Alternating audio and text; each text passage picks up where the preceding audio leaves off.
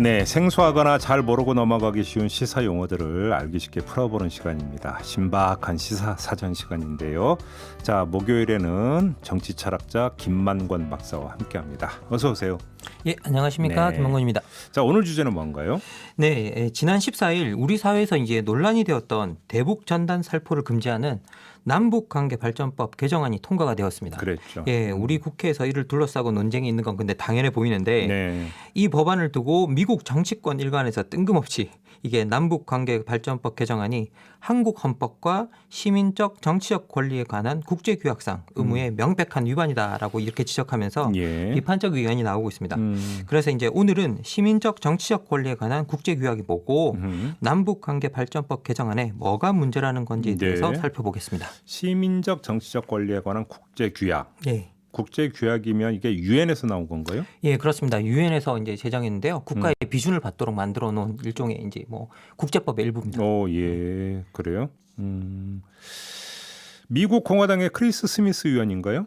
예, 그렇습니다. 이 사람이 예. 이제 비판을 하면서 이제 이 규약을 이제 문제 삼았던 것이고 그런 거잖아요. 예, 좀 소개를 그렇습니다. 해주신다면 아무튼 이 규약. 예, 뭐, 네, 여러분 다들 이제 세계인권 선언이라고 들어보셨을 텐데요. 유명한데. 예. 이게 1948년에 유엔 총회에서 채택된 건데 2차 대전 때 인류가 자행한 야만적 행위를 목격하면서 그 반성에서 나온 인권의 역사에서 아주 중요한 이제 선언입니다. 그렇죠. 예, 방금 이게 유엔 총회에서 채택됐다라고 말씀드렸는데 문제는 유엔 헌장에 따르면 총회가 채택하는 선언이나 결의안에 법적 구속력이 없습니다. 아, 그런가요? 예, 그래서 유엔 총회가 만드는 모든 선언과 결의안은 그 시작에서는 단지 권고안에 불과합니다.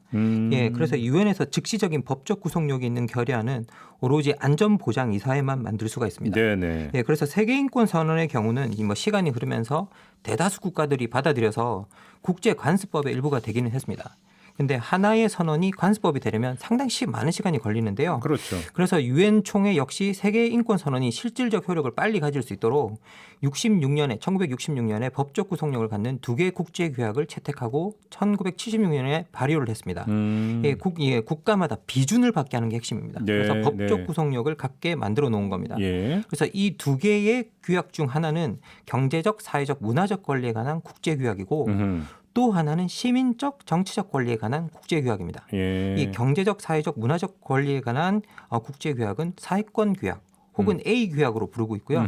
시민적, 정치적 권리에 관한 규약은 줄여서 자유권 혹은 B 규약으로 불리고 있습니다. 그러면 이제 지금 오늘 주제는 이 B 규약이잖아요. 예, 그렇습니다. 구체적인 내용이 어떻게 되는 거예요?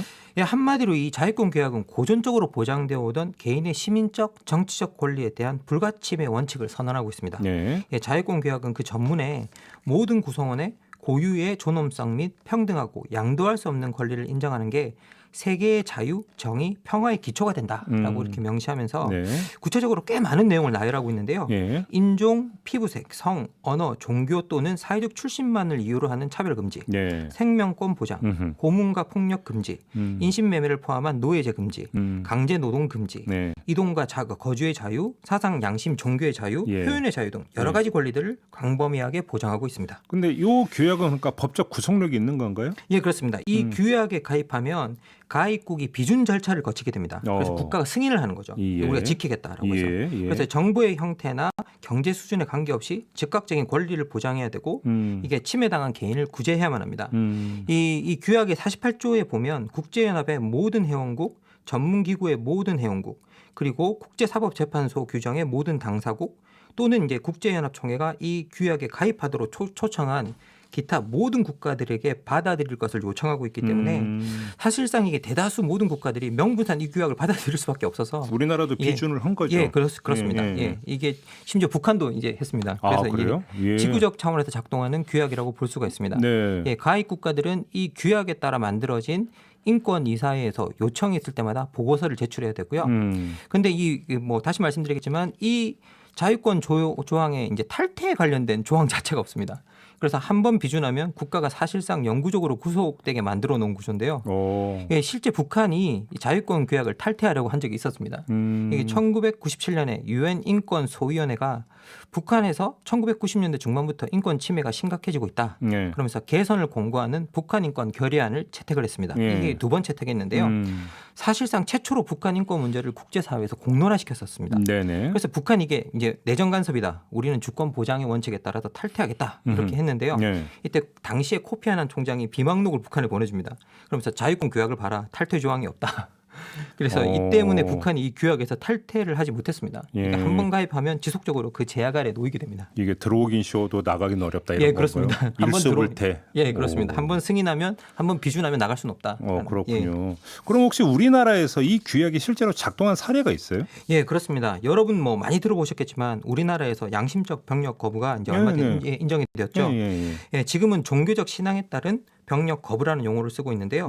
자유권 규약에 보면 18조 2항에 어느 누구도 스스로 선택하는 종교나 신념을 가지거나 받아들일 자유를 침해하게 될 강제를 받지 아니한다라는 규정이 있습니다. 예. 이게 2018년 대법원에서 판결을 내릴 때 이 자유권 규약에 18조를 참조 조문으로 적시하고 있습니다. 아예 그렇게 판결문에도 들어가 있다. 예, 그렇습니다. 근데 아무튼 이제 그 대북전단 살포 금지법 요걸 가지고 이야기를 하면 이 규약상의 표현의 자유 조항 이걸 지금 근거로 우리나라를 비판하고 있는 거잖아요. 예, 그렇습니다. 이 규약이 19조 조항인데요.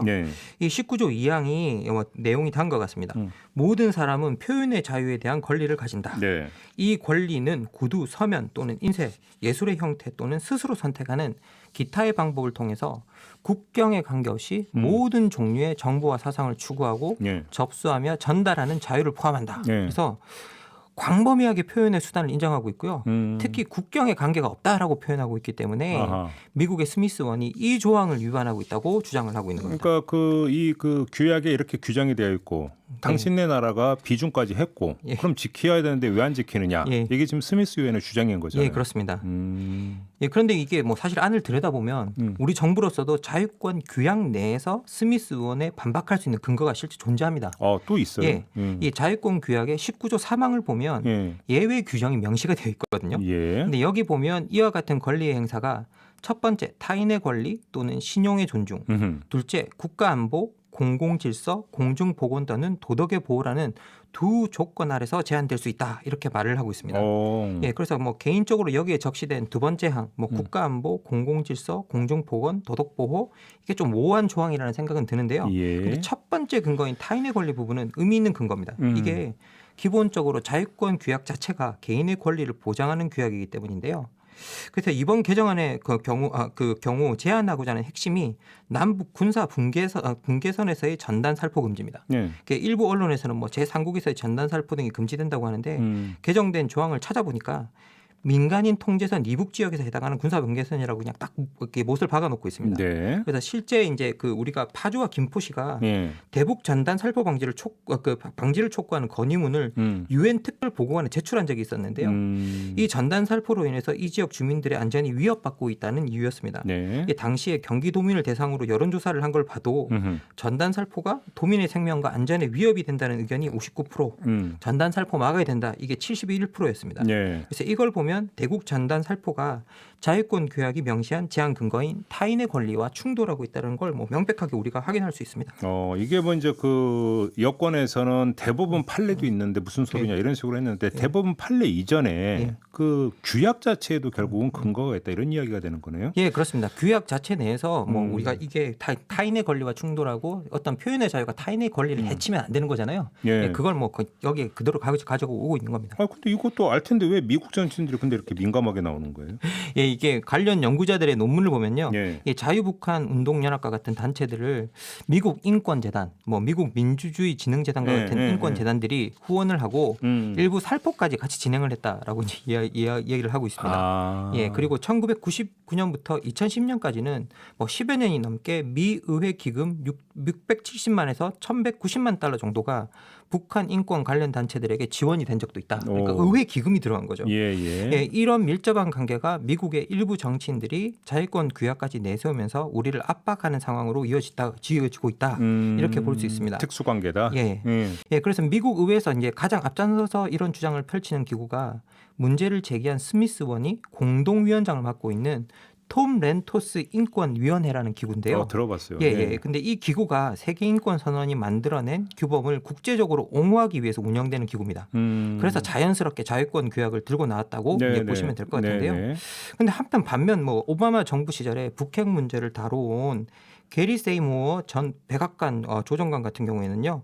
표현의 자유를 자촉하는 문제가 아닌 것 같다 이건. 예, 그렇게 의견을 보였고 클린턴 행정부 시절 육자회담 미국 수석 대표였던 크리스 힐 전 차관 뭐 많이 들어보실 텐데요. 크리스토퍼 힐. 그래서 이제 이 바이든 정부에서는 이 문제로 마찰이 날 일이 없을 거다 이렇게 의견을 보이기도 했습니다.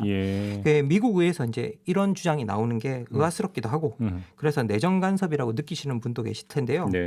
미국은 유엔에서 22%의 분담금을 내는 가장 큰 재정적 후원자라 이게 이런 의견이 유엔에서 영향력을 발휘할 수 있다는 게 엄연한 현실입니다. 더군다나 유엔 북한 인권 특별보고관이 대북 전단 살포를 금지한 남북관계발전법 개정안에 재고를 한번 해봐라 이렇게 권고한 상황이라 우리로서는 아주 중대한 외교적 문제라고 볼 수 있습니다. 알겠습니다. 아무튼 두 개의 근거가 또 여기에는 다 들어가 있다. 규약 안에. 그리고 어디에다가 이제 강조점을 두느냐 이런 문제일 수도 있다. 이렇게 정리를 해야 될 것 같습니다. 알겠습니다. 잘 들었습니다. 고맙습니다. 감사합니다. 김만권 박사였습니다.